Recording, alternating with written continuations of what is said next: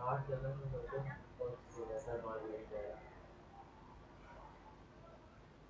Students, कैसे हैं आप लोग।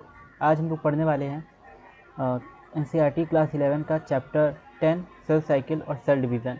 और इस चैप्टर से बहुत सारे क्वेश्चन जो हैं एग्ज़ाम में आपको देखने को मिलेंगे। लगभग हर साल इससे क्वेश्चन एग्ज़ाम में आते हैं और दो क्वेश्चन, ठीक है, 2 या 3 क्वेश्चन आपको इसमें से एग्ज़ाम में देखने को मिलेंगे। अगर आप बोर्ड एग्ज़ाम दे रहे हैं तो उसमें 11th क्लास के जैसे अगर आप एग्ज़ाम दे रहे हैं तो उसमें भी काफ़ी क्वेश्चन इसमें से पूछे जाते हैं। और अगर आप नीट का पेपर दे रहे हो तो उसमें भी 2 या 3 क्वेश्चन इस चैप्टर में से रहते हैं। तो अब हम लोग ये चैप्टर डिस्कस करने वाले हैं, ठीक है, सेल साइकिल और सेल डिवीज़न। और आपने अगर अभी तक चैनल को सब्सक्राइब नहीं किया तो चैनल को सब्सक्राइब जरूर कर लीजिए, और वीडियो अच्छी लगे तो वीडियो को लाइक ज़रूर कीजिएगा। तो इस चैप्टर में सेल साइकिल और सेल डिवीज़न में हम लोग कवर करेंगे, एक बार ओवरव्यू देख लेते हैं हम लोग क्या क्या टॉपिक कवर करेंगे, ठीक है। सेल साइकिल, पहला टॉपिक हमारा सेल साइकिल है। दूसरा टॉपिक होने वाला है एम फेज, ठीक है, माइटोटिक फेज। माइटोटिक फेज क्या होता है। इसके बाद सिग्निफिकेंस ऑफ माइटोसिस, माइटोसिस के सिग्निफिकेंस क्या है। सेल साइकिल में अभी अलग अलग फेजेस होते हैं, ठीक है, तो उसके बारे में हम लोग पढ़ेंगे। और मियोसिस और सिग्निफिकेंस ऑफ मियोसिस यानी मियोसिस की इंपॉर्टेंस के बारे में पढ़ेंगे, ठीक।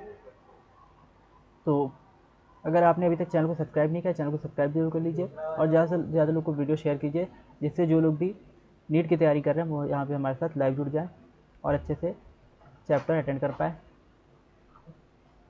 तो सबसे पहले सेल साइकिल और सेल डिवीज़न में देखेंगे कि ये होता कब है, सेल साइकिल का प्रोसेस जो है सेल डिवीज़न का।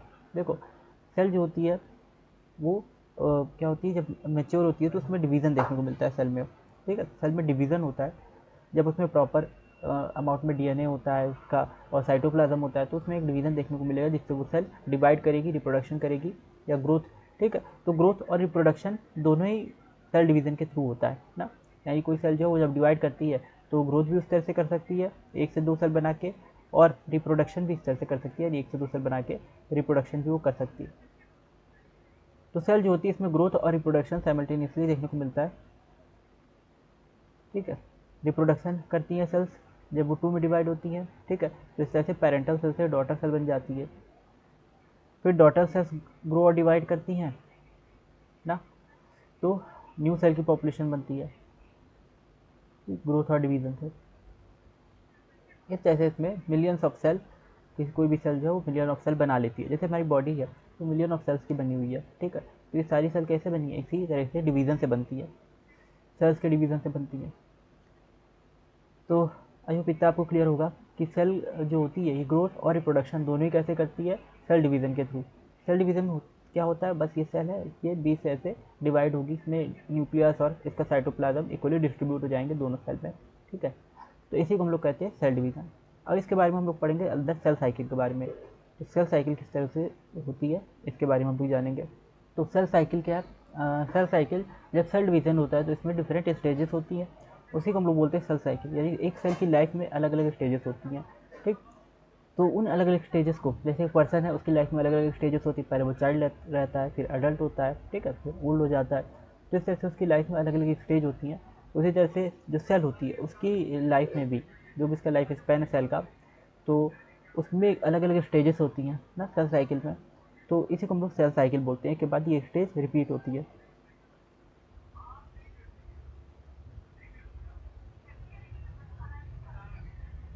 तो यहाँ पर अगर हम लोग देखें सेल डिवीज़न, तो ये बहुत इंपॉर्टेंट प्रोसेस होता है लिविंग ऑर्गेनिजम्स के लिए, ठीक है। और सेल डिवीज़न जब होता है तो उसमें क्या होता है, डीएनए रेप्लिकेशन होता है और सेल ग्रोथ भी होती है। तो ये कुछ चीज़ें भी होती हैं सेल डिवीज़न के दौरान कि उसमें डीएनए रेप्लिकेशन हो, ज़्यादा से ज़्यादा डीएनए बनेगा, क्योंकि जब सेल डिवाइड हो रही है, 1 से 2 सेल बन रही है, तो जो नई सेल बन रही है, जैसे एक सेल ये है ना, इससे 2 सेल बनी, ये इसमें डिवीज़न हुआ, इससे 2 सेल बनी, तो दोनों को डीएनए चाहिए होगा ना, दोनों क्या चाहिए होगा, डीएनए चाहिए होगा।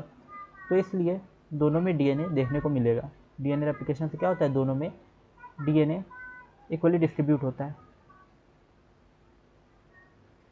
तो सेल डिवीज़न, डीएनए रेप्लिकेशन और सेल ग्रोथ, ठीक है। सेल ग्रोथ भी यहाँ पे देखने को मिलेगी, यानी सेल जब डिवाइड होती है, रेप्लिकेट करती है और फिर से नई सेल बनती है, तो इसको क्या बोलते हैं, सेल ग्रोथ।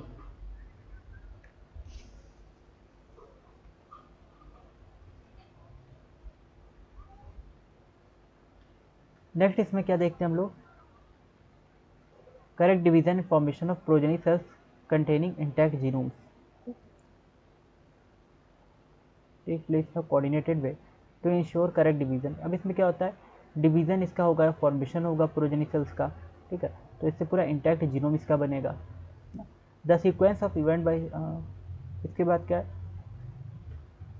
अब यहाँ पे जब सेल डुप्लीकेट कर रही है तो उसका जीनोम, ठीक है, और उसका अदर सेलुलर ऑर्गेनेल्स वगैरह के भी सिंथेसिस हो रहा है, ठीक है, और फिर वो 2 डॉटर सेल बना ले रही है। तो इस पूरे सीक्वेंस को हम लोग सेल साइकिल बोलते हैं। अगर सेल साइकिल डिफिनेशन की बात करें तो सेल साइकिल की डिफिनेशन क्या होती है, जब सेल डुप्लीकेट करती है तो वो अपना जीनोम डीएनए वगैरह को उसका सिंथेसिस करती है और सेल ऑर्गेनल वगैरह बनाती है, तो इससे फिर 2 डॉटर सेल बनती है और उसमें वो इक्वली डिस्ट्रीब्यूट हो जाता है, तो इसी को बोलते हैं सेल साइकिल।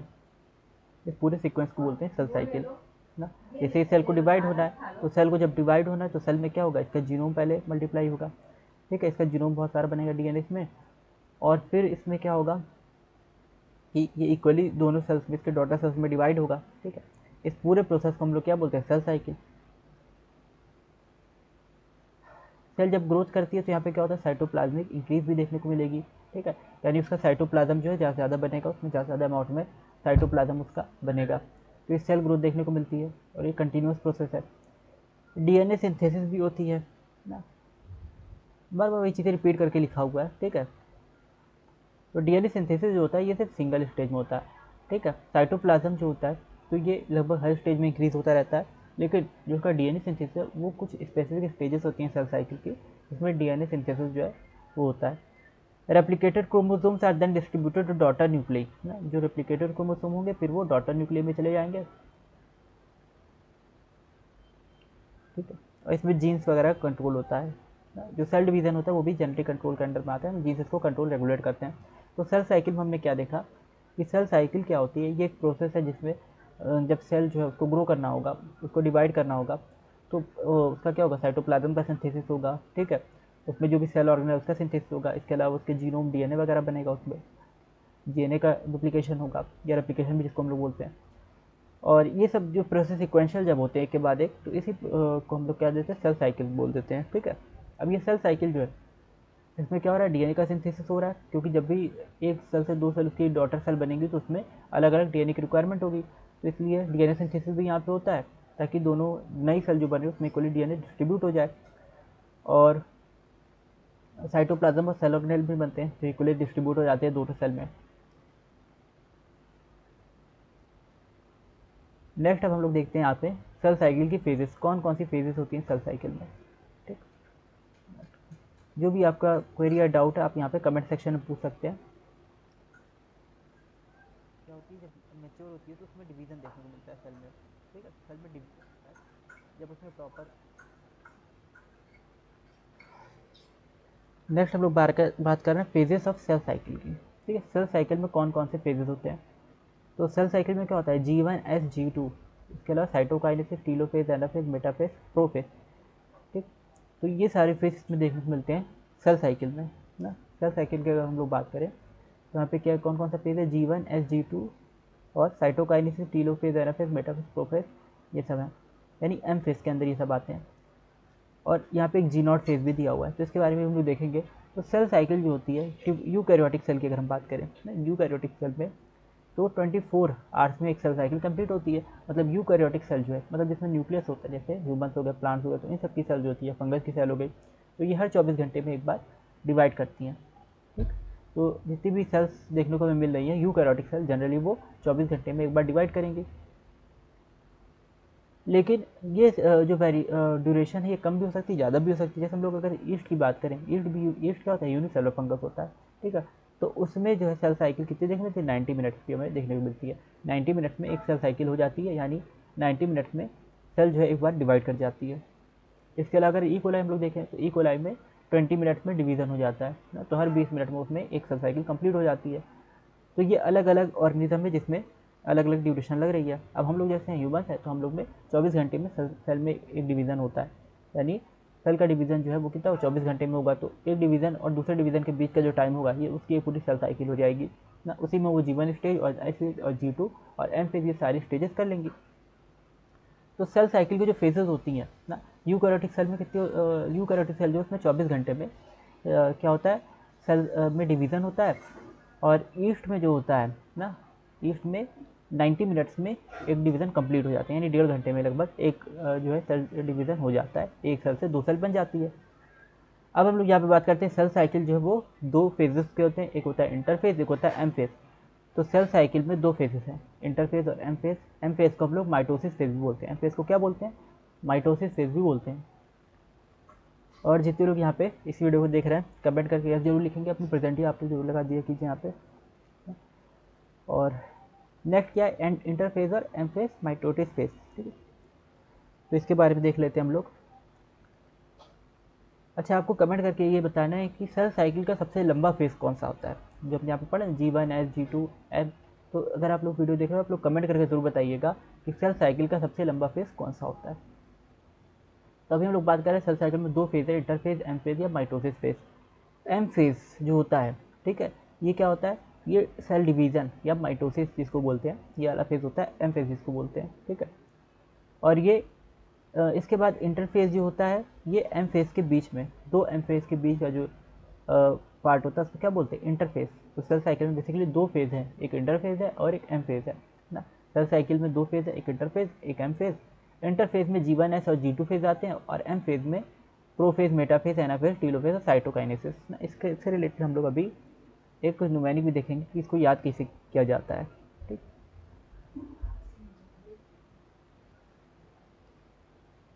तो यहाँ पे क्या है, एक बार देख लेते हैं कि एम फेज जो होता है ना, तो ये सेल्स डिवीज़न या माइटोसिस जो होता है, ठीक है। और इसमें एम फेज जो है ये क्या होता है, इसको हम लोग रिप्रेजेंट करते हैं जिसमें सेल डिवीज़न या माइटोसिस होगा, इसे रिप्रेजेंट करते हैं। यानी सेल डिवीज़न में, सेल साइकिल में सिर्फ एम फेज में ही सेल डिवीज़न या माइटोसिस होता है। दूसरा फेज इसमें एम फेज इंटरफेज होता है। इंटरफेज जो होता है वो 2 एम फेज के बीच में आता है, यानी 2 बार सेल के डिवाइड करने के बीच में, जब एक बार सेल डिवाइड करेगी तो जब दूसरी बार डिवाइड करने वाली होगी तो इसके बीच का जो टाइम गैप होगा उसी को हम लोग बोलते हैं इंटरफेज, यानी एक तरह से रेस्टिंग स्टेज ही होती है।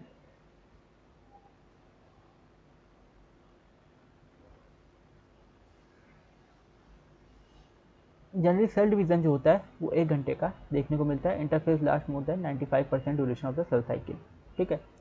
ज़्यादातर सेल डिवीज़न 1 घंटे का अराउंड देखने को मिलता है। ह्यूमन के अगर जैसे हम लोग बात करें कि 24 घंटे की सेल साइकिल है तो उसमें 1 घंटे ना में सेल डिवीज़न होगा, बाकी 23 घंटे जो होंगे उसमें वो सेल की ग्रोथ होती रहती है इंटरफेस। तो 95% जो होता है सेल साइकिल का पार्ट वो इंटरफेस होता है, ठीक है। 95% ड्यूरेशन इंटरफेस होती है और 5% ड्यूरेशन जो यहाँ पे वो इसमें सेल डिवीज़न होता है। तो नेक्स्ट हम लोग बात कर रहे हैं एम फेज की। M phase start with the nuclear division. M phase जो होता है उसमें सबसे पहले न्यूक्लियर डिवीजन होगा, ठीक है, जिसको हम लोग कैरियोकाइनेसिस बोलते हैं। कैरियो मतलब न्यूक्लियस, काइनेसिस मतलब डिवीजन। कैरियो मतलब न्यूक्लियस और काइनेसिस मतलब डिवीजन। और अगर ये कॉन्सेप्ट आपको क्लियर हो रहे हो तो कमेंट में यस जरूर लिखेगा, ठीक है। जो जो चीज़ आपको क्लियर होती जा रही है कमेंट में यस लिख के जरूर बताइएगा कि ये चीज़ें आपको क्लियर हो रही हैं। एम फेज इसमें क्या कैरियोकाइनेसिस के बारे में देखते हैं कि पहले न्यूक्लियस का डिवीजन होता है और डॉटर क्रोमोसोम्स जो होते हैं, ठीक है, वो अलग अलग सेल में जाएंगे। तो एम फेज में क्या होगा, अलग अलग सेल में डॉटर क्रोमोसोम्स जाएंगे। दूसरा होता है साइटोकाइनेसिस, यानी सेल का डिवीजन ऑफ साइटोप्लाज्म। साइटोप्लाज्म का डिवीजन होता है, यानी अलग अलग सेल में अलग अलग साइटोप्लाज्म डिस्ट्रीब्यूट होता है। इंटरफेज को हम लोग रेस्टिंग फेज बोलते हैं, ठीक है। इंटरफेज को क्या बोलते हैं, रेस्टिंग फेज। और इसमें क्या होता है, सेल प्रिपेयर करती है डिवीजन के लिए। तो ये आपको याद रखना कि इंटरफेज जो कि रेस्टिंग फेज होता है इसमें डिवीजन तो नहीं होता सेल में, बल्कि सेल क्या करती है, इसमें प्रिपेयर होती है ताकि वो डिवीजन कर पाए।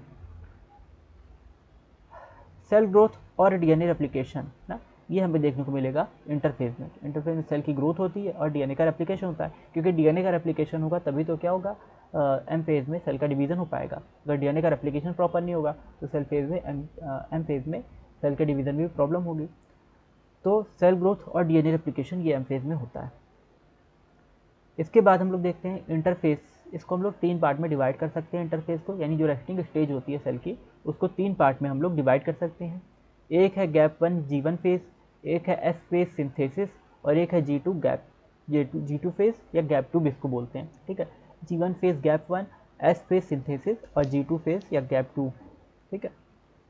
ये गैप गैप करके यहाँ पे लिखा हुआ है ना, तो गैप वाले जितने पार्ट है यहाँ पे सेल रेस्टिंग स्टेज में होती है और सिंथेसिस वाले जो पार्ट है इसमें सेल डीएनए का सिंथेसिस करती है, ठीक है। ये कुछ चीज़ें याद रखनी है। आई होप इतनी चीज़ क्लियर हुई होगी आप लोग को। कि हम लोग सबसे पहले क्या पढ़े इसमें सेल साइकिल के फेजेस में, कि सेल साइकिल जो होती है ना, इसमें अगर हम लोग बात करें जनरली 24 घंटे में एक सेल डिवीज़न होता है, और सेल साइकिल जो होती है इसमें 2 स्टेजेस हैं, इंटरफेज और माइटोसिस फेज। ठीक है, इंटरफेज है और माइटोसिस फेज है, यानी एम फेज है। इंटरफेज रेस्टिंग फेज होती है जिसमें सेल रेस्ट करती है और डीएनए वगैरह बनाती है। एम फेज होता है माइटोसिस फेज जिसमें सेल डिवाइड करती है और डॉटर सेल बनाती है। और ह्यूमन सेल की अगर हम बात करें तो उसमें 1 घंटे में हमें सेल डिवीज़न देखने को मिलेगा। जैसे दिन भर में सेल में 1 घंटे में सेल डिवीज़न होता है और बाकी 23 घंटे जो होते हैं उनमें वो रेस्टिंग स्टेज में होता है, इंटरफेज में होता है। एम फेज जो है इसमें सबसे पहले हमें, यानी डिवीज़न जब हो रहा है तो सबसे पहले कैरियोकाइनेसिस होता है, यानी न्यूक्लियर का डिवीज़न हमें देखने को मिलता है, क्योंकि यूकैरियोट्स में न्यूक्लियस था ही, तो सबसे पहले न्यूक्लियर डिवीज़न देखने को मिलता है कैरियोकाइनेसिस। इसके बाद साइटोकाइनेसिस यानी साइटोप्लाज्म का डिवीज़न होता है। और फिर इसके बाद इंटरफेज जो होती है रेस्टिंग फेज है, और इसमें सेल क्या करेगी, डिवीज़न नहीं करेगी बल्कि डिवीज़न के लिए प्रिपरेशन करेगी। प्रिपरेशन क्या करेगी, सेल ग्रोथ और डीएनए रेप्लिकेशन। ये जो प्रिपरेशन है ये सेल करती है ताकि वो डिवीज़न कर पाए।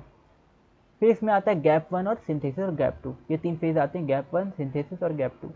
अब देखते हैं G1 गैप 1 क्या होता है। तो गैप 1 फेज जो होता है ये किसमें, ये इंटरफेज में, रेस्टिंग फेज में। ठीक है, ये 3 फेज हैं, G1S और G2 फेज। G1 फेज जो है ये इंटरवल होता है माइटोसिस और इनिशिएशन ऑफ डीएनए रेप्लिकेशन के बीच में। ठीक है, G1 फेज जो होता है ये क्या होता है, G1 फेज ये माइटोसिस और डीएनए रेप्लिकेशन के बीच का एक इंटरवल होता है ना, जिसको G1 फेज गैप 1 बोलते हैं। जैसे इंटरफेज एक रेस्टिंग फेज थी, उसी तरह से G1 फेज, इंटरफेज के अंदर G1 फेज भी एक रेस्टिंग फेज है। तो ये माइटोसिस और डीएनए रेप्लिकेशन के बीच का एक, यानी सेल डिवीजन डीएनए रेप्लिकेशन के बीच का एक गैप होता है। गैप 1 फेज जब होगा तो इसमें सेल मेटाबॉलिकली एक्टिव होगी, ग्रो करेगी। ठीक है, साइटोप्लाज्म वगैरह तो बनेगा लेकिन डीएनए नहीं बनेगा। ठीक है, तो डीएनए इसमें नहीं बनता है, इस स्टेज में डीएनए नहीं बनता।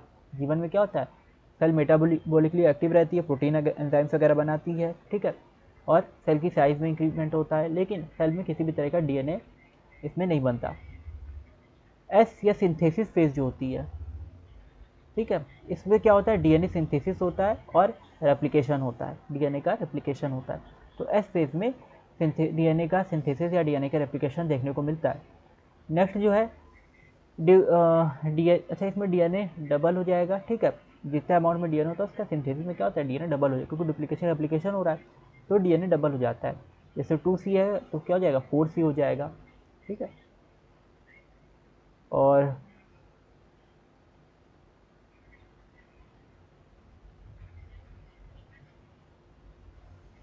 अगर पहले ही से डिप्लॉयड है, ठीक है, तो सेल लगभग वैसे ही बनी रहती है ना। तो यहाँ पे क्रोमोसोम का अमाउंट बढ़ता है, क्रोमोसोम का नंबर नहीं बढ़ेगा। ठीक है, ये चीज़ आपको याद रखनी है, यानी क्रोमोसोम का नंबर हैप्लॉइडी या डिप्लॉइडी लेवल सेम रहता है। ठीक है, उसमें किसी तरह का इंक्रीमेंट नहीं होता, सिर्फ यहाँ पे क्रोमोसोम का अमाउंट बढ़ता है। क्रोमोसोम अगर पहले 2C था तो हो सकता है फिर 4C हो जाए ना, तो क्रोमोसोम का अमाउंट बढ़ जाता है लेकिन उनका नंबर सेम रहता है ना। इस तरह के डिवीज़न में, इस तरह के डीएनए एप्लीकेशन या डीएनए सिंथेसिस में कभी भी हैप्लॉइडी लेवल पर कोई फर्क नहीं आता ना। हैप्लॉइडी या डिप्लॉइडी लेवल जो होती है तो वो सेम रहती है। तो कोई सेल अगर हैप्लॉइड है तो वो हैप्लॉइड रहेगी, कोई सेल अगर डिप्लॉइड है तो वो डिप्लॉइड ही रहेगी।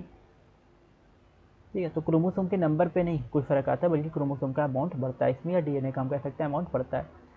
तो ये चीज़ होती है सिंथेसिस में। सिंथेसिस में क्या होता है, डीएनए एप्लीकेशन होता है, इससे डीएनए का अमाउंट बढ़ जाता है, लेकिन क्रोमोसोम के नंबर पे कोई फर्क नहीं पड़ता। तो ये आपको याद रखना है, there is no increase in the chromosome number. ये बहुत इंपॉर्टेंट लाइन है कि यहाँ पे क्रोमोसोम नंबर नहीं बदलता। अगर कोई सेल हैप्लॉइड है, मान लो गैमेट वगैरह, वो तो हैप्लॉइड रहते हैं, तो उनमें अगर ये सेल साइकिल चल रही है, सिंथेसिस हो रहा है, तो वो हैप्लॉइड, वो कह रहे हैं कि हैप्लॉइड ही रहेंगे। ठीक है, वो डिप्लॉइड नहीं हो जाएंगे।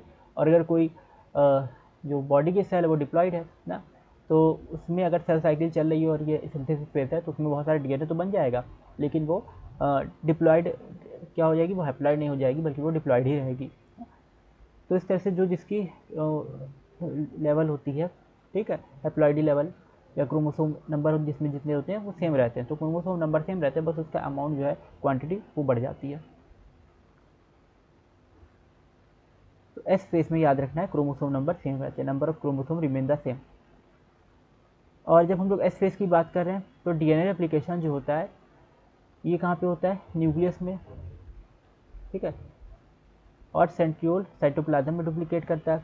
ठीक है, तो इस तरह से एस फेज सिंथेसिस फेज में क्या हो रहा है, डीएनए रेप्लिकेशन भी हो रहा है न्यूक्लियस के अंदर, और साथ ही साथ यानी खूब सारे डीएनए भी बन रहा है और साइटोप्लाज्म के अंदर सेंट्रियोल भी डुप्लीकेट कर रहा है। तो ये दोनों चीज़ का मार्क होती है एस फेज की। एस फेज आपको याद रखना है कि इसमें दो हमें चीज़ें देखने को मिलेंगी कि डीएनए भी रेप्लिकेट करेगा और सेंट्रियोल में भी एक से डबल सेंट्रियोल, 2 सेंट्रियोल बन जाते हैं।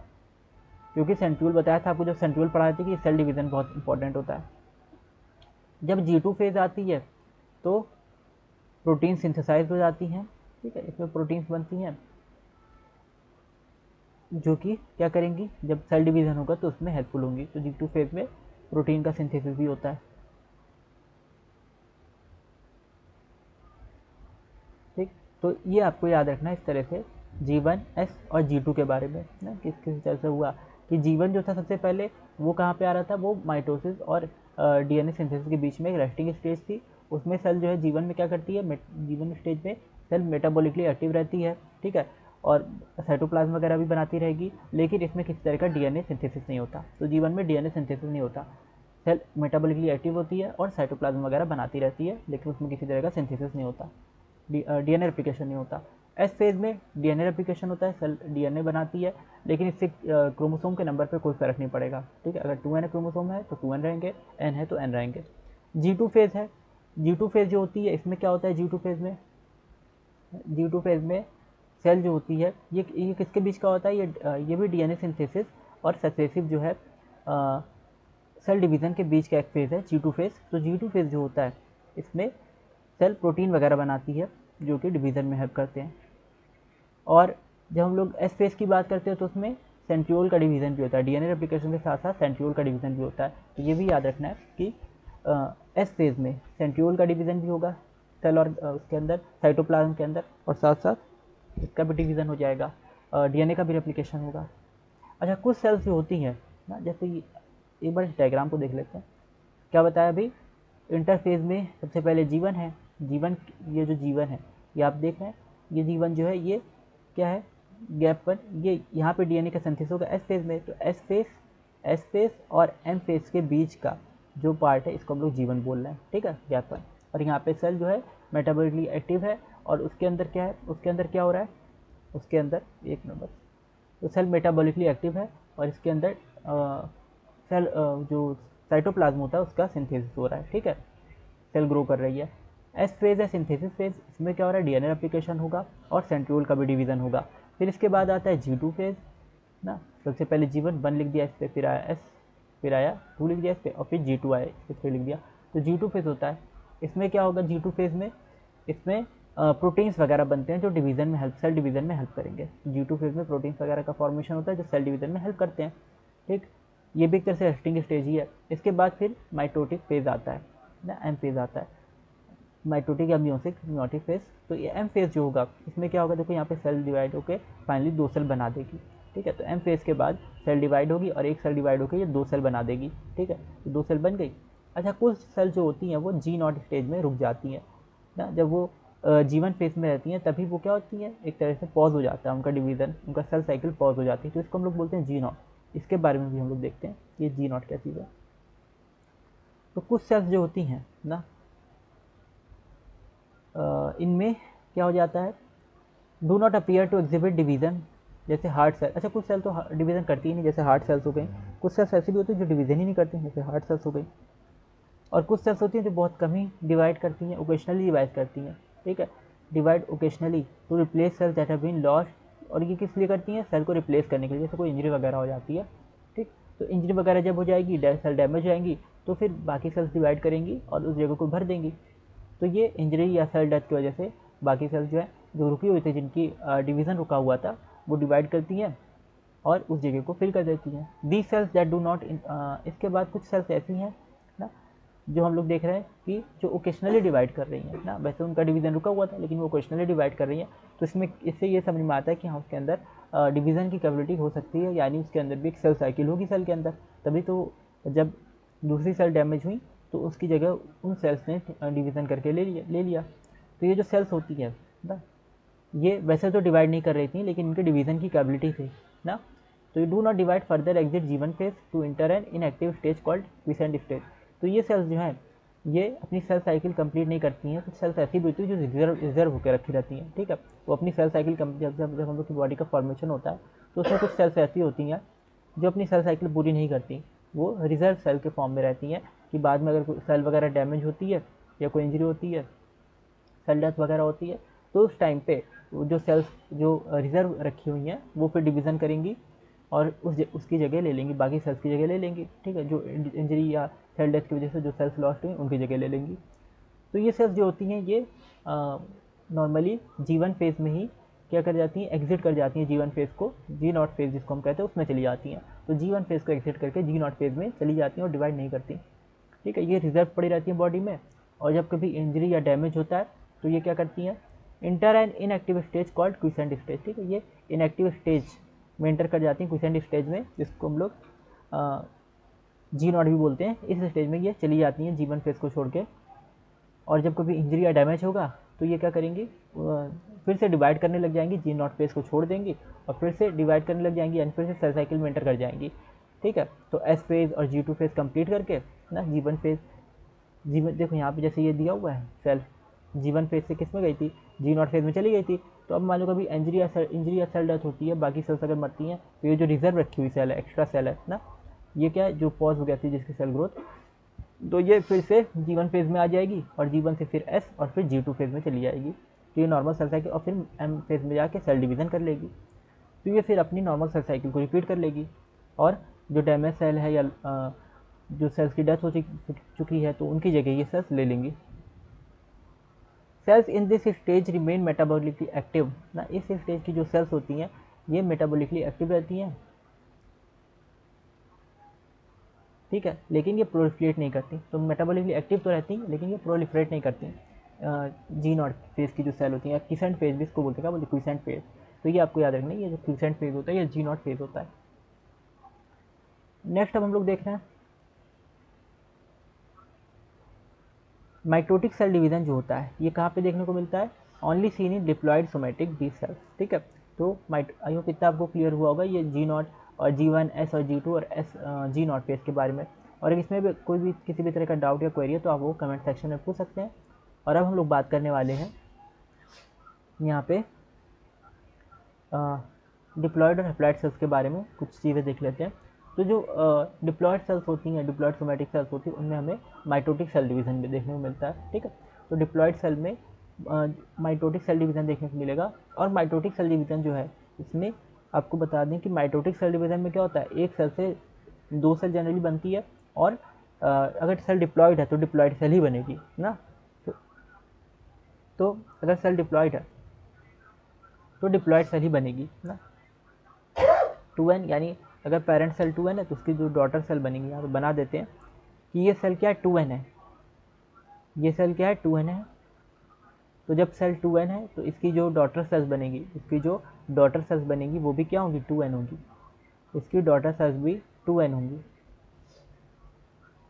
ठीक। तो 2n इसकी सेल्स जो बनी वो भी 2n है। और नेक्स्ट होती हैं यहाँ पे, नेक्स्ट कौन सी होती हैं, हैप्लॉइड सेल्स, ठीक है। तो हैप्लॉइड सेल्स जो होती हैं, ठीक है, ये इनमें हमें हैप्लॉइड सेल जो होती हैं ये कैसे बनती हैं ना, हैप्लॉइड सेल्स जो होती हैं ये किस तरह से बनती है, मियोसिस से बनती हैं, ठीक है। जब मियोसिस होता है तो एक सेल से 4 सेल बनती है और मियोटिक डिवीजन में, और उससे ये हैप्लॉइड सेल यानी 2n से n सेल बनेगी। अभी आपको माइटोसिस बताया था, और अगर मियोसिस बताएं तो मियोसिस में क्या होता है, 2n जैसे सेल है, डबल क्रोमोसोम है, तो इससे सिंगल सिंगल 2 क्रोमोसोम वाली सेल बन जाएंगी, 2 सेल बन जाएंगी सिंगल सिंगल क्रोमोसोम सेट वाली। तो ये सिंगल सिंगल क्रोमोसोम सेट वाली सेल बन जाती हैं, ठीक है, एन एन। तो इस तरह से हैप्लॉइड सेल्स बन जाती हैं, ये याद रखना है। माइटोसिस के थ्रू डिवीजन होगा। मेल हनी बीज जो है, ठीक है, जैसे एग्जांपल क्या था, मेल हनी बीज। अच्छा, प्लांट जो है उनमें डिवीजन होता है हैप्लॉइड और डिप्लॉइड सेल्स, ठीक है। ये जो सेल्स होती हैं तो डिवीजन देखने को मिलेगा। ज़्यादा इसमें बहुत डिटेल से अभी नहीं दिया हुआ, पहले अभी हम लोग एम फेज की ही बात करेंगे, उसके बाद ये सब चीज़ की।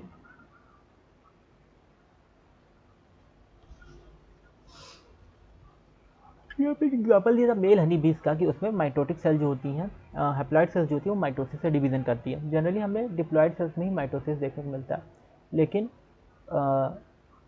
कुछ हनी जैसे मेल हनी बीज ड्रोन्स जो होते हैं ना, ड्रोन्स, ठीक है, वो हैप्लॉइड होते हैं, एन होते हैं, तो उसमें भी हमें माइटोसिस देखने को मिलेगा। ठीक, तो उसमें भी सेल्स जो होंगी वो माइटोटिक डिवीजन से डिवाइड करेंगी। तो ये हमने पढ़ा इसके बारे में। अभी सेल डिवीजन के टाइप्स के बारे में, माइटोटिक और मियोटिक के बारे में थोड़ा देखा, और माइटोटिक डिवीजन के क्या क्या फीचर होते हैं वो देखें।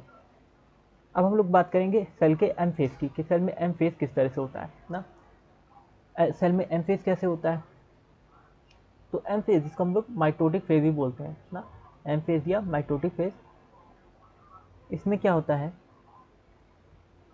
इसमें रीऑर्गेनाइजेशन होता है कंपोनेंट्स का। सेल के जो कंपोनेंट्स होंगे वो एक तरह से रीऑर्गेनाइज होंगे, ठीक है, मतलब उसमें हमें मूवमेंट देखने को मिलेगी। और क्रोमोसोम्स जो होंगे पेरेंट और प्रोजेनी सेल्स के, ठीक है, तो क्रोमोसोम्स यहाँ पे सेम रहते हैं। माइटोसिस में ये याद रखना है, इसमें जो ये जैसे नहीं यहाँ पे था कि सेल जो है इसमें 2n क्रोमोसोम, ठीक है, 2 सेट थे क्रोमोसोम के, और जो पेरेंट सेल थे उसमें भी 2 सेट थे, और जो डॉटर सेल बनी उसमें भी 2-2 सेट क्रोमोसोम के हैं। तो ये इक्वेशनल डिवीजन होता है, इसमें क्रोमोसोम सेम रहते हैं। ठीक, नेक्स्ट है न्यूक्लियर डिवीजन जब होगा, वो स्टेजेस होती है न्यूक्लियर डिवीजन, कैरियोकाइनेसिस होता है। तो यहाँ पे न्यूक्लियर डिवीजन होगा ना, न्यूक्लियर डिवीजन होगा यहाँ पे, कैरियोकाइनेसिस में 4 स्टेजेस, 4 स्टेजेस इसमें हैं, प्रोफेज, मेटाफेज, एनाफेज और टीलोफेज। इस तरह से 4 स्टेजेस होती हैं, प्रोफेज, मेटाफेज, एनाफेज और टीलोफेज। ठीक है, ये 4 स्टेजेस हैं। तो ये 4 स्टेजेस के बारे में याद रखना है, प्रोफेज, मेटाफेज, एनाफेज और टीलोफेज, ये सब किस में आती है, एम फेज में आती हैं। और इन स्टेजेस में क्या हो रहा है, इन स्टेजेस में कैरियोकाइनेसिस यानी न्यूक्लियस का डिवीजन हो रहा है। देखो सेल डिवीजन में 2 स्टेज का एम फेज हम लोग बात कर रहे हैं, तो यहाँ पे 2 स्टेजेस होती है, एक होती है कैरियोकाइनेसिस और एक होती है साइटोकाइनेसिस। एक क्या होती है, कैरियोकाइनेसिस और एक होती है साइटोकाइनेसिस। कैरियोकाइनेसिस अभी हम लोग पढ़ रहे हैं, यानी न्यूक्लियस का डिवीजन पढ़ रहे हैं। तो न्यूक्लियस के डिवीजन में प्रोफेज, मेटाफेज, एनाफेज, टीलोफेज, ये 4 स्टेजेस आती हैं ना। और नेक्स्ट हम लोग बात करते हैं इसमें प्रोफेज की। तो प्रोफेज सबसे पहली स्टेज जो है सेल डिवीजन की, इसको देख लेते हैं। एम फेज की मतलब, एम फेज की सबसे पहली जो स्टेज है प्रोफेज, तो ये क्या होती है, फर्स्ट स्टेज ऑफ कैरियोकाइनेसिस ना। कैरियोकाइनेसिस की पहली स्टेज प्रोफेज होती है, और एस और G2 इसके बाद, ठीक है, इससे पहले क्या आती है, G2 और फेज, और यानी एस और G2 फेज के बाद जो है, इंटरफेज के बाद कह सकते हैं हम लोग, पहले सबसे पहले जो फेज आती है वो प्रोफेज होती है। तो इंटरफेज के बाद, या कह सकते हैं एस फेज के बाद, G2 फेज के बाद जो फेज आती है, तो सबसे पहली फेज क्या होती है, प्रोफेज होती है। अब इसमें क्या होता है, डीएनए मॉलिक्यूल्स इंटरवाइंड होते हैं, ठीक है, इंटरवाइंड होते हैं यानी क्रोमोसोम वगैरह बनाते हैं ना। इंटरवाइंड हो गए डीएनए मॉलिक्यूल, कंडेंसेशन जिसको हम लोग बोलते हैं, कंडेंसेशन होता है क्रोमेटिन नेटवर्क का, और क्रोमोसोम का फॉर्मेशन होने लगता है। तो प्रोफेज जो होता है इसमें कंडेंसेशन होता है क्रोमोसोम मटेरियल का, ठीक है, जैसे पहले ऐसे जाल की तरह पड़े रहते हैं क्रोमोसोम मटेरियल, क्रोमेटिन, पहले क्रोमेटिन रहता है, डीएनए रहता है, वो ऐसे पड़ा रहता है नेटवर्क टाइप में, ठीक है, न्यूक्लियस के अंदर इस तरह से नेटवर्क टाइप में पड़ा रहता है। बाद में इसका कंडेंसेशन हो जाएगा और ये इस तरह से प्रॉपर डंबल शेप का स्ट्रक्चर बना लेगा, स्पिंडल शेप या डंबल शेप स्ट्रक्चर बना लेगा, जिसको हम लोग क्रोमोसोम बोलते हैं। तो इस तरह से ये डीएनए जो है स्पिंडल या डंबल शेप का स्ट्रक्चर बना लेता है। तो क्रोमोसोम मटेरियल जो होता है ये अनटैंगल्ड हो जाएगा, क्रोमेटिन जब becomes untangled during the process of chromatin condensation, ठीक है। तो क्रोमोसोमल मटेरियल जो है ये अनटैंगल्ड हो जाता है जब क्रोमेटिन कंडेंसेशन होता है उस टाइम पे ना। और यानी पहले उलझा हुआ पड़ा रहता है, बाद में ये प्रॉपर अरेंजमेंट इसकी हो जाती है। सेंट्रोसोम, सेंट्रोसोम जो है, ठीक है, इसमें भी डुप्लीकेशन देखने को मिलता है, लेकिन एस फेज में वो पहले हो चुका होता है, अभी ये इसकी अरेंजमेंट होती है ना। तो ये अपोजिट पोल पे जाने लगेंगे। तो जब एम फेज होगा, एम फेज में भी जब प्रो फेज हम लोग अभी बात करें प्रो फेज की, तो इसमें ये सेंट्रोसोम अपोजिट पोल पे जाने लगते हैं, क्योंकि न्यूक्लियस जैसे ये बना है, न्यूक्लियस के अंदर क्रोमेटिन नेटवर्क है, और ये किस में अरेंज हो गया है, ये क्रोमोसोम में अरेंज होने लगा है, ठीक है। तो इस तरह से न्यूक्लियस के अंदर ये क्रोमेटिन मटेरियल क्रोमोसोम में अरेंज होने लगा है। तो इसके बाहर जो वो रहते हैं एक क्रोमोसोम से डिवाइड होकर या एक सेंट्रियोल से डिवाइड होकर 2 सेंट्रियोल बनते हैं, तो ये अपोजिट डायरेक्शन में जाने लगते हैं, ऊपर नीचे इस तरह से अपोजिट डायरेक्शन में मूव करने लगेंगे, एकदम अपोजिट पोल पे, ठीक है। तो ये इसमें होता है। यहाँ पे हो सकता है डायग्राम बना हो तो अच्छे समझ में आएगा। देखो ये हुआ ना, पहले क्रोमैटिन नेटवर्क था, इस तरह से वो क्रोमोसोम के फॉर्म में अरेंज हो गया प्रोफेज में। और ये देखो ये अपोजिट पोल पे जा रहे हैं, जो ये छोटे छोटे बने हुए हैं यहाँ पे सेंट्रियोल, ठीक है, ये अपोजिट पोल पे जा रहे हैं सेंट्रियोल। सेंट्रियोल अपोजिट पोल पे जाने लगते हैं, इस तरह से अपोजिट लगभग एक दूसरे के, देखो कितना ज़्यादा अपोजिट आ गए, ये सेंट्रियोल ही तो है जो अपोजिट पोल पे आ गए ना। और क्रोमोसोम भी अरेंजमेंट धीरे धीरे होती जा रही है। तो प्रोफेज में पहले ये क्रोमोसोम क्रोमैटिन नेटवर्क के फॉर्म में था, बाद में ये इस तरह से क्रोमोसोम की फॉर्म में अरेंज होने लगा है, ठीक है। तो ये प्रोफेज में भी दो स्टेजेस होती हैं, अर्ली प्रोफेज और लेट प्रोफेज। यहाँ पे आप लोग देख रहे हैं कि प्रोफेज में दो स्टेजेस हैं, अर्ली प्रोफेज और लेट प्रोफेज ना। और जो लोग भी इस वीडियो को देख रहे हैं, वीडियो को लाइक जरूर कीजिएगा, चैनल को सब्सक्राइब जरूर कीजिएगा। नेक्स्ट हम लोग बात कर रहे हैं chromosomal material condenses to form compact mitotic. अच्छा क्या क्या इवेंट हो रहा है वो हम लोग देखते हैं कि प्रोफेज में कौन कौन से इवेंट होते हैं, ठीक है। प्रोफेज जो है इसमें कौन कौन से इवेंट होते हैं। तो क्रोमोसोमल मटेरियल जो है ना, ये कंडेंस होगा और क्या बनाएगा, कॉम्पैक्ट माइटोटिक क्रोमोसोम बनाता है, ठीक है। तो क्रोमोसोमल मटेरियल यानी क्रोमैटिन नेटवर्क कंडेंस होकर क्रोमोसोम बनाता है। फिर क्रोमोसोम्स जो होते हैं ना, इससे दो क्रोमैटिड बनेगा, क्या बनेगा, दो क्रोमैटिड। और ये सेंट्रोमियर पे अटैच हो जाते हैं, ठीक है। सेंट्रोमियर के थ्रू क्रोमैटिड्स जो होंगे वो असल में सेंट्रोसोम से अटैच होंगे, ठीक है। और सेंट्रोसोम जो होगा ये डुप्लीकेशन इसमें देखने को मिलेगा, और अलग अलग क्रोमोसोम भी इसके सेट बन जाते हैं। तो वही लिखा हुआ है कि सेंट्रोमियर पे अटैच हो जाएंगे एक दूसरे से ना, दो दो क्रोमोसोम एक साथ आ जाते हैं, ठीक है। तो एक तरह से ये टेट्रावैलेंट स्ट्रक्चर बन जाता है ना, यहाँ पे एक एक्स टाइप का स्ट्रक्चर बन जाता है। पहले ये आई जैसा रहता है, बाद में दो दो जब क्रोमोसोम एक दूसरे से अटैच हो जाते हैं इस तरह से, ठीक है, काइनेट यहाँ से सेंट्रोमियर से एक दूसरे से जुड़ जाते हैं दो दो क्रोमोसोम, तो ये इस तरह से पेयरिंग इनकी हो जाती है क्रोमोसोम की। तो ये एक्स टाइप का स्ट्रक्चर बन जाता है। पहले ऐसे आई टाइप में रहता है स्ट्रक्चर, पहले सिंगल सिंगल क्रोमोसोम रहते हैं, बाद में ये एक एक दो दो क्रोमोसोम जुड़ के इस तरह से एक्स का जैसा स्ट्रक्चर बना देते हैं। सेंट्रोसोम, इसमें डुप्लीकेशन होता है, अभी बताया था कि अपोजिट पोल पे जाएंगे, ठीक है, इंटरफेरेंस के स्पेस के दौरान हो चुका है डुप्लीकेशन में, और ये अपोजिट पोल्स पे जाते हैं, ठीक है। और सेंट्रोसोम से कुछ रेडिएट्स निकलते हैं माइक्रोट्यूब्यूल के, जिनको हम एस्टर्स बोलते हैं, ठीक है। तो सेंट्रोसोम से क्या निकलता है, माइक्रोट्यूब्यूल्स के कुछ रेडिएट्स निकलते हैं, कुछ धागे जैसे स्ट्रक्चर थ्रेड के जैसे निकलते हैं, जिनको हम लोग एस्टर्स बोलते हैं।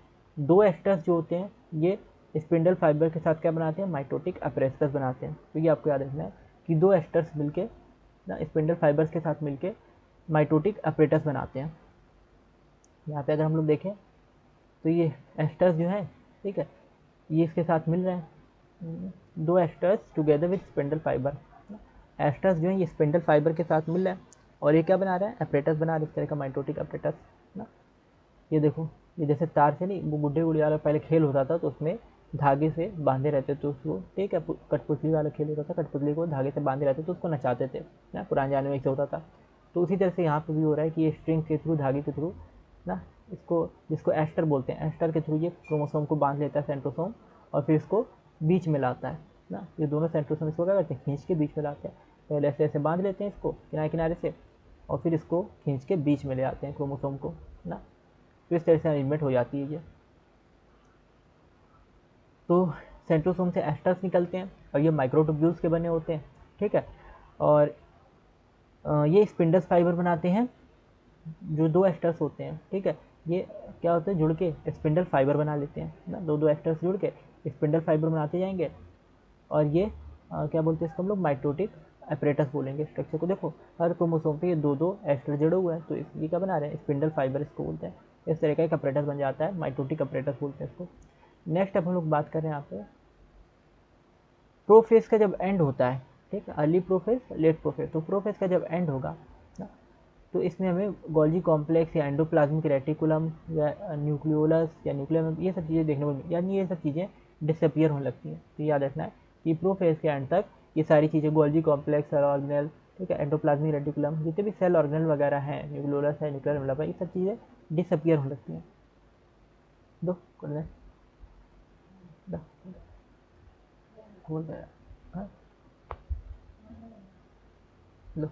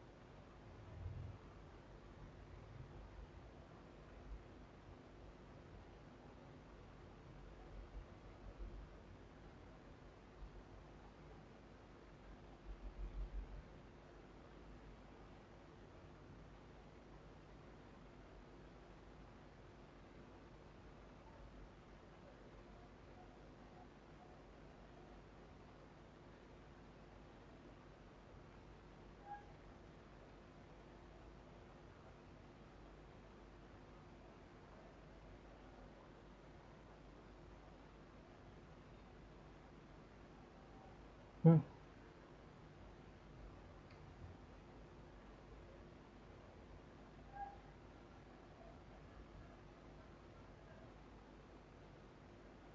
लो।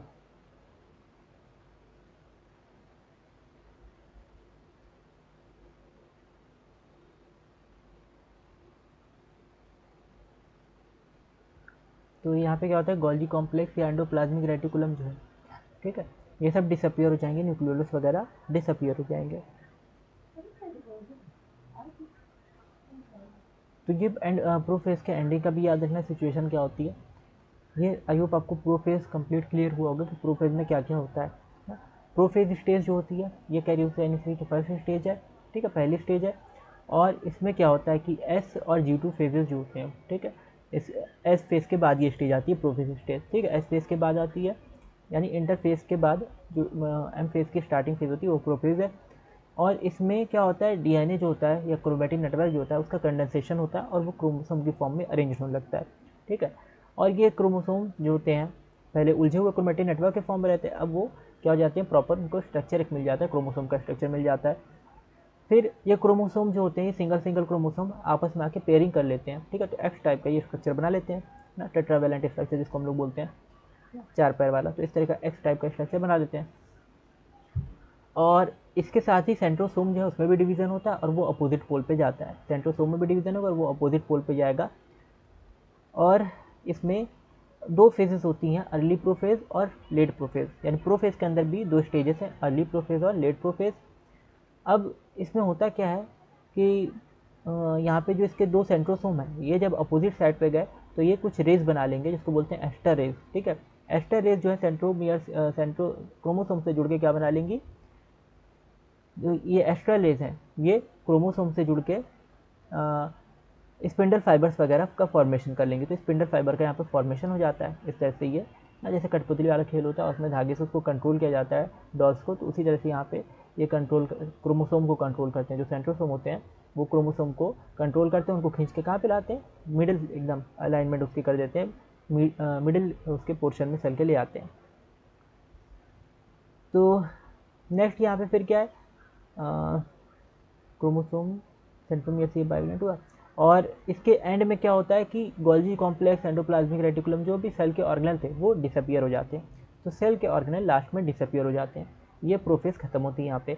नेक्स्ट आती है मेटाफेज ना, मेटाफेज में क्या क्या होता है ये देख लेते हैं।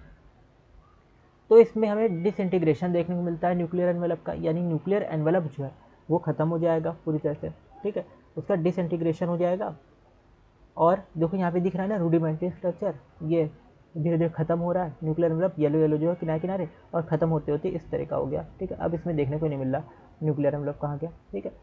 तो न्यूक्लियर एनवेलप खत्म हो जाता है, यानी इसका न्यूक्लियस के चारों की जो मेम्ब्रेन्स होती हैं वो खत्म हो जाती हैं, ठीक है।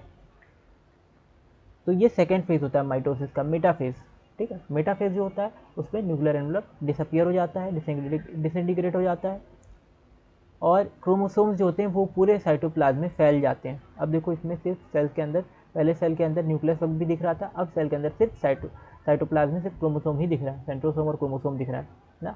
तो ये पूरे सेल में क्रोमोसोम फैल जाते हैं, पहले सिर्फ न्यूक्लियस के अंदर थे ये, अब ये पूरे में फैल गए सेल में ना। तो इस तरह से ये सेल में फैल जाते हैं क्रोमोसोम जो है, और फिर कंडेंसेशन होता है क्रोमोसोम का, ठीक है।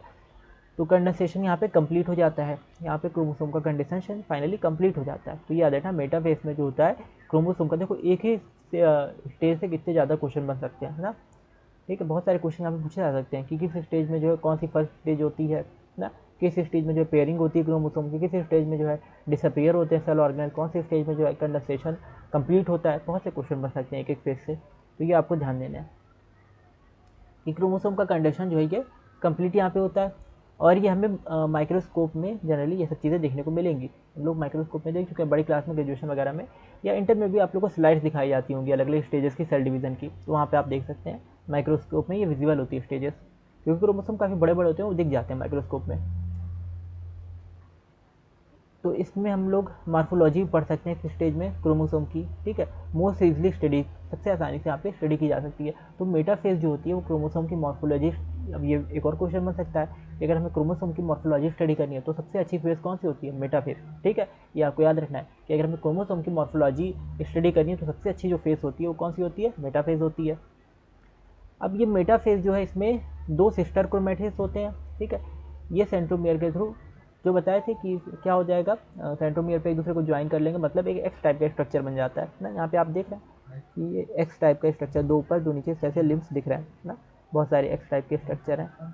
ठीक है, तो ये बन जाते हैं।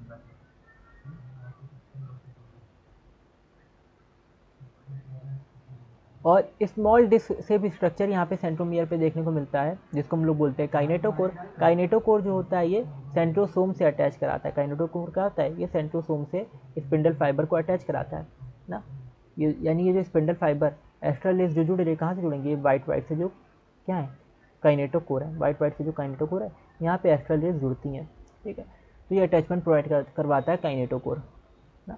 इसके थ्रू क्या होगा, काइनेटोकोर के थ्रू ये स्पिंडल रेस को कंट्रोल करेंगी, सेंट्रोसोम से जुड़ जाएंगी, क्रोमोसोम से जुड़ जाएंगी और उनको फिर ड्रैग करके सेंटर में लाती हैं। Moved into position at the centre of the cell, यानी मेटाफेज में ही सेंटर पे, देखो ये वाली ट्रांजिशन टू मेटाफेज और मेटाफेज, ये वाली स्टेज ट्रांजिशन थी, अब ये मेटाफेज आ गया।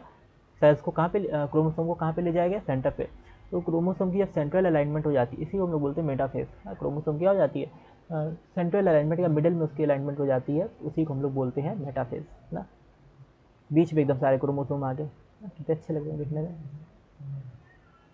तो नेक्स्ट क्या है, मेटाफेज जो होती है इसमें क्रोमोसोम जो होते हैं ये इक्वेटर पे आ जाते हैं। इसको इक्वेटर भी हम लोग कह सकते हैं, एकदम मिडिल में आ जा रहे हैं, जैसे अर्थ पे नहीं इक्वेटर होती है एकदम मिडिल में होती है ना, तो उसी तरह से क्रोमोसोम भी एकदम मिडिल में आ जा रहे हैं, तो इसको इक्वेटर कह सकते हैं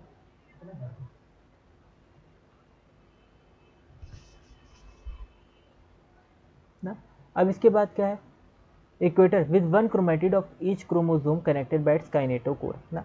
हर एक क्रोमेटिड जो होगा, 1 क्रोमेटिड ऑफ ईच क्रोमोसोम, हर एक क्रोमोसोम का जो क्रोमेटिड होता है ये काइनेटोकोर से कनेक्ट हो जाएगा। ठीक है, स्पिंडल फाइबर के थ्रू। तो ये क्रोमेटिड जो है, देखो क्रोमेटिड किससे कनेक्ट है, सेंट्रोसोम से कनेक्ट है स्पिंडल फाइबर के थ्रू और काइनेटोकोर के थ्रू। ठीक है, और सिस्टर क्रोमेटिड भी कनेक्टेड रहते हैं आपस में ना। सिस्टर क्रोमेटिड जो होगा वो भी काइनेटोकोर से अपोजिट पोल से कनेक्ट हो जाएगा। तो यहाँ पे दिख रहा है, अगर हम लोग ध्यान दें तो ये जो एक्स था, इसको थोड़ा और जूम करके देखें ना, थोड़ा अच्छे से समझ में आएगा ये डायग्राम, यहाँ पे हो क्या रहा है ना।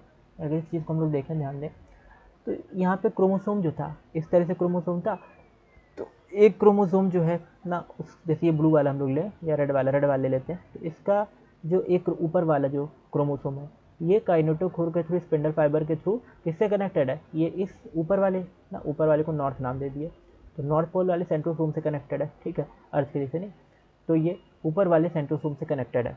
ठीक है, क्रोमोसोम का ये जो 2 क्रोमोसोम आपस में जुड़े हुए थे, तो उसमें से एक ना, ये सिस्टर क्रोमोसोम्स हैं। ठीक है, तो इनमें से एक जो है वो ऊपर वाले सेंट्रोसोम से कनेक्ट है और दूसरा नीचे वाला जो ये वाला नीचे वाला है, ठीक है, क्रोमोसोम है, वो काइनेटोकोर और स्पिंडल फाइबर के थ्रू नीचे वाले यानी साउथ वाले सेंट्रोसोम से कनेक्टेड है। ठीक है, तो एक जो नॉर्थ वाले सेंट्रोसोम से कनेक्टेड है और एक क्रोमोसोम का एक जो सिस्टर क्रोमोसोम है वो साउथ वाले, या क्रोमेटिड भी हम लोग बोल देते हैं, तो सिस्टर क्रोमेटिड जो है वो साउथ वाले सेंट्रोसोम से कनेक्टेड है।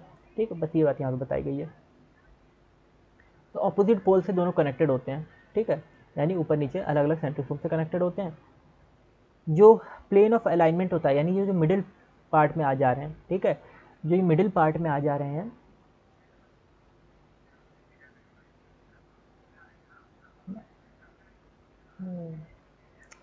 ये जो मिडिल पार्ट में आ जा रहे हैं इसको हम लोग क्या बोलते हैं, ये जो मिडिल पार्ट में आ रहे हैं इसको हम लोग बोलते हैं मेटाफेस प्लेट। क्या बोलते हैं, मेटाफेस प्लेट। ये आपको याद रखना है कि इसको हम लोग क्या बोलते हैं, जब ये मिडिल में आ जाते हैं जितने भी क्रोमोसोम है, तो इसको हम लोग बोलते हैं मेटाफेस प्लेट।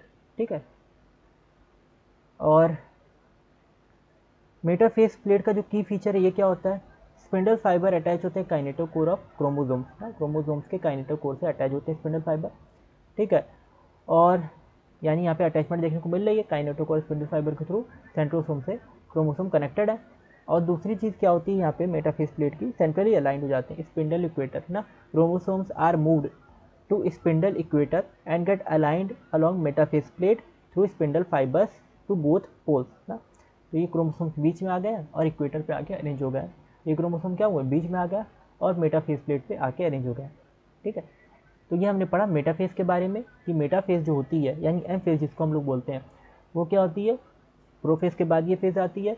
और इसमें जो होता है क्रोमोसोम्स सेल में मिडिल में बीच के साइड अलाइनमेंट हो जाती है क्रोमोसोम्स की। ठीक है, मिडिल साइड में।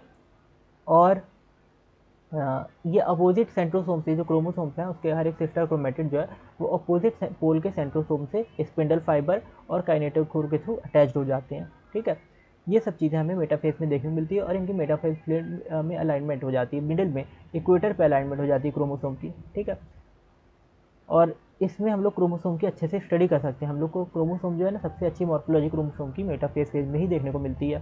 ठीक है, तो आई होप ये लेक्चर आपको क्लियर हुआ होगा और सारी चीज़ जो भी इसमें बताई वो आपको क्लियर हुई होंगी। अगर ये सारी चीज़ें अच्छे से क्लियर हुई हो तो कमेंट में यस ज़रूर लिखिएगा।